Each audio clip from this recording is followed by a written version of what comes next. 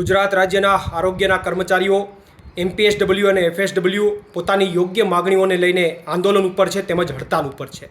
ત્યારે આ આરોગ્યના કર્મચારીઓની માગણીને અને તેમના આંદોલનને હું સંપૂર્ણ સમર્થન આપું છું। સાથે સાથે સરકારને નમ્ર અપીલ પણ કરું છું કે તાત્કાલિક ધોરણે આરોગ્યના કર્મચારીઓની માગણીઓનો નિકાલ કરવામાં આવે।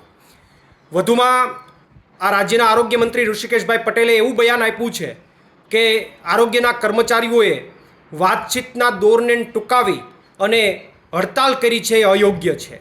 ત્યારે મારે આરોગ્ય મંત્રી ઋષિકેશભાઈ પટેલને પણ પ્રશ્ન પૂછવો છે કે આજે જ્યારે ગાંધીનગરની અંદર આ કર્મચારીઓ મુખ્યમંત્રી સાથે વાતચીત કરવા માટે આવ્યા છે, ન કોઈ આંદોલન કરવા માટે આવ્યા છે, ન કોઈ સભા કરવા માટે આવ્યા છે, પરંતુ જ્યારે માત્ર વાતચીત કરવા આવ્યા છે ત્યારે વાતચીત ન કરવા દઈને એ તમામની અટકાયત કરવી એ કેટલી યોગ્ય છે એમનો જવાબ પણ માનનીય ઋષિકેશભાઈ પટેલ આપે એવી હું આશા રાખું છું। પ્રવીણ રામ, પ્રદેશ ફ્રન્ટલ અધ્યક્ષ, આમ આદમી પાર્ટી।